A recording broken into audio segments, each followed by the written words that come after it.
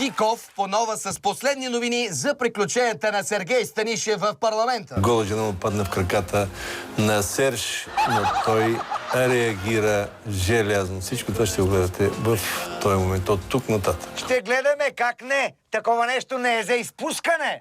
Стажантът си броди с парламента и хоп!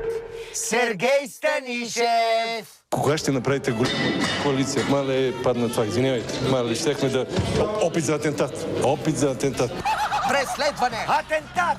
Битка! Грабвайте телата! Повече прилича на слов стъкларски магазин Рачков. Нищо, че и двамата преиграха. Опит за атентат. Опит за атентат. Спокойно, господин Станишев. Диков не бие. Само преследва. Какво ще да направите? Опит за атентат, бе, да му си... Много тежи. Много тежи това. Що не са го... От БСП са си барикадирали входа с артефакти, но нищо не може да спре устрема на стажанта. Гледай, гола жена. С гола жена ще искахме да убием опит за убийство за опит за атентат на господин Станишев. Гледай, какво нещо. Да, тъм се не види. Зоя, това беше стажантски опит за атентат. Почти като онзи, срещу Доган. Службането на гражданство. За късмет и този път мина без жертви, макар че с желязна гола жена е много по-опасно, отколкото с газов пистолет.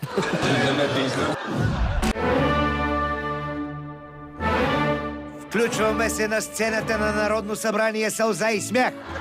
Моля ви, тишина в залата. Аз моля да вземете мерки и техниците в залата да намалят силата на микрофоните, когато говори по-шумно изразяващ се депутат. Благодаря. Това Народно събрание, май тихо изразяващите се депутати не са много. Редно е председателят да вземе мерки. Благодаря ви много. Моля ви малко да намалите волюмето. Кое да намалим, господин Миков? Да намалите волюмето. А не е ли по-добре вместо да намалят волюмето, направо да натиснат мутето? Благодаря ви много. Моля ви малко да намалите волюмето. Това не беше единственото процедурно предложение, с което Миков се справи с лекота. Трябва да онемеете, уважаеми колеги, или вкупом заедно да се прегърнете и да отлетите. Съчувствам ви за вашата изненада и огорчение по отношение на желанието за онемяване и отлитане. Нямам коментар. С въпроси по отношение на отлитането се обръщайте към прес-центъра на Софийското летище.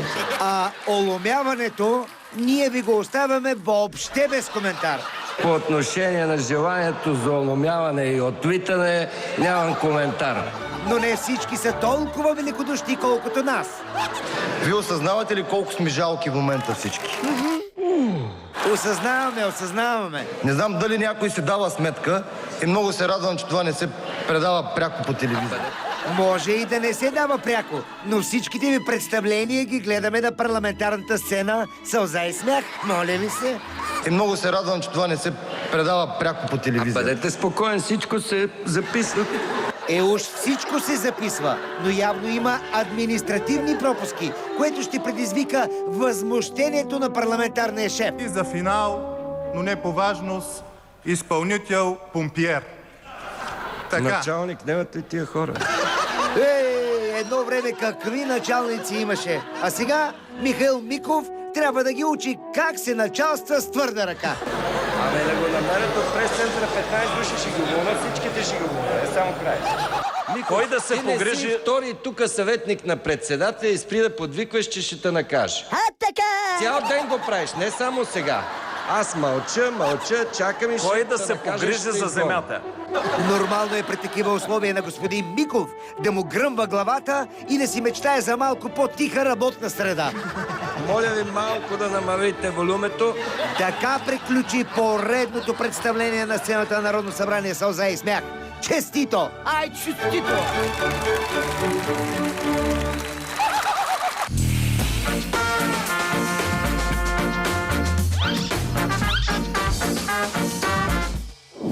Заклех се. Заклех се.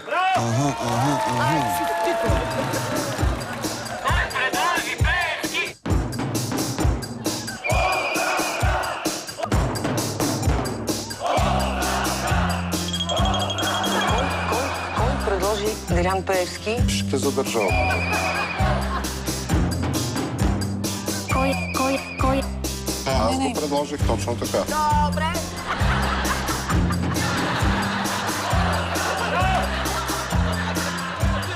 Кой? Аз предложих Делян Пеевски. Кога?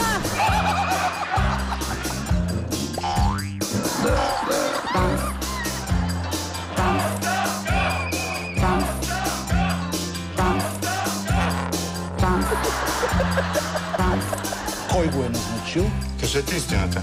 Искате да изложа. Не.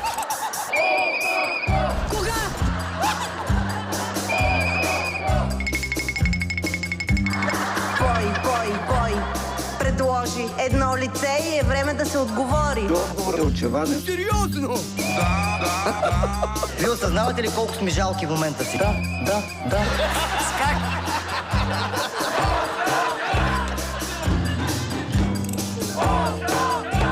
И много се радвам, че това не се предава пряко по телевизия. Бъдете спокоен, всичко се записва.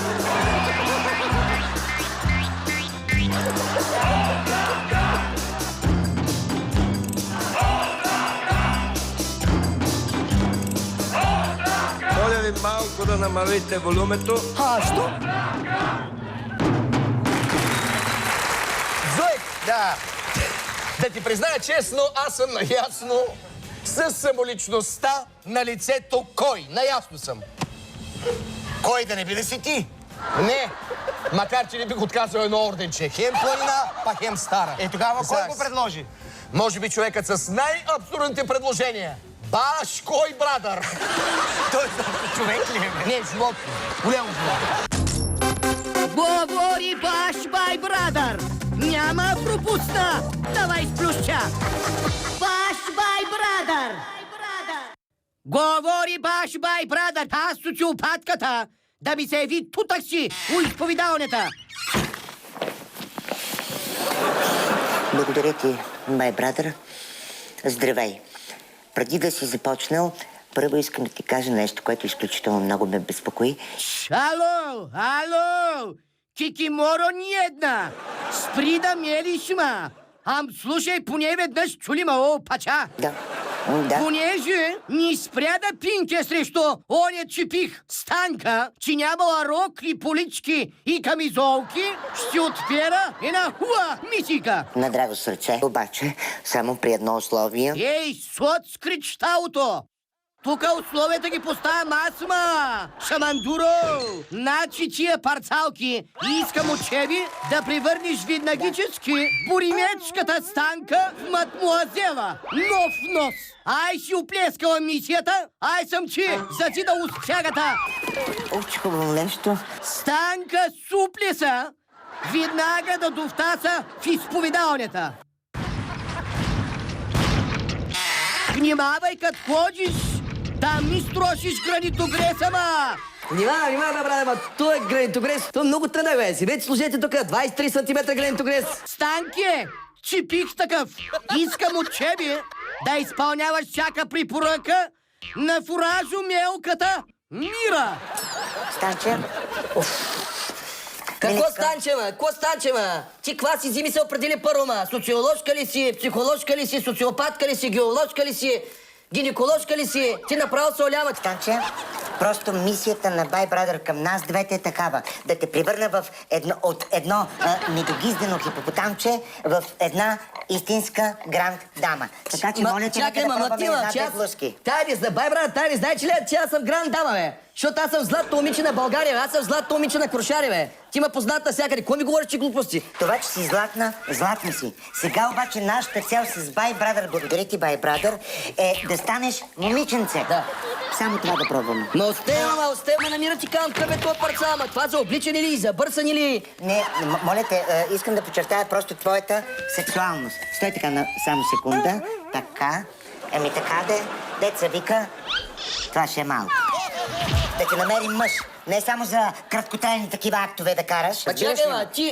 Аз сега съм на 30 години тук. Сега ще имам краткотрайни актове. Да. Кога да имам краткотрайни актове? Махни го това. Да. Като стана на 120 катевли, ма. Ти знаеш колко връзки си имала. Аз стоя в Крушари, в двора, люпесени и гледам някой мъж мини, като го харесам, дръпна го закарам го в гората, лупна го, той мълчи, защото аз се обадил, аз съм го намачкала. Женския Херкулес и миротавърката продължавайки да се дърлячи, че да ми се дига рейчинчето, киликанцери. Моля ти се. Кажи ма, гинеколожке. Моля ти се. Моля ти се. Вземи тази чанта, ето така. Виж как Гледай, ти Виж как се съвсем... отива. Гледай, бай брат, тя съвсем се е побъркала. Дай ми чанта. Да отида на Олимпиада с чанта. Отивам на Олимпиада, кому казва този дет съборя? Добър ден, вие съборите с мен. Да. Махам чанта, тръщам го, слагам чанта, върви химна, аз се прибирам. Съзнание. Ти нормално, ти вече се оля, бе, ти не знаеш, ти острав пейзажа, ма. Не, бе. Баш бай, брадър! Ти нормално, ти вече се оля, бе, ти не знаеш, ти острав пейзажа, ма. Не е верно. Ето. Социопат, И глед. това, Марибу, ето съвсем. Глед, бай брат, виж какви пирушини ми сложи, бе. Стигни са малко, ма. Какви си тези пирушини, ма? Много ти отива. Значи ти една кокошка не можеш да колиш, иначе слагаш такива пирушини. Не мога да заколя космарлаци. кокошка. Какви хора си, гледай каква. Ти само пипнеш с пръст, тя падне. Ами, защото съм дама. Бе, каква дама си? Вие сте толкова кекави, вие социопатите сте изключително кекави хора, бе. Аз се чуя как правиш секс, така атрофирала. А ти мене, ако обичаш, не ме мисли. Какво Аз да толкова те асистенти съм изследвала. Ти си изследвала. Аз съм толкова асистент е минал през мене за тия 50 години. Ти само ги изследваш, бе. Ти само го изследваш този асистент и той, докато го изследваш, той заспи. Не е вярно. Вода. Ето малко парфюмчица. Махни го това. Гледай, бе. Тя, значи ще ми унищожи олимпийската кариера, бай, брадър. Вей! Ко направи шампиончето, ма? Бранкио! Всяко ще обяснявам на олимпийския комитет. На мок, бок и сок, ма? Джофро? Кой ма ще ма вземи такъв? Ще ма вземи някой пуч. Аз приличам на травестит. Аз искам мъжа рабия, да ма фане, да ма такова, да ма лупне, аз да го лупна.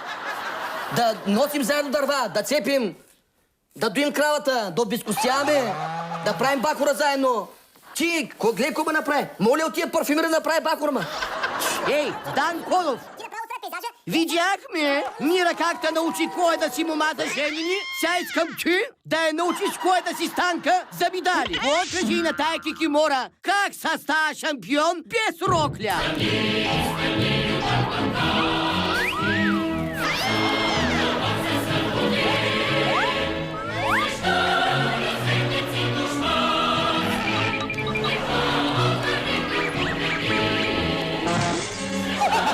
Тушинах я, готово.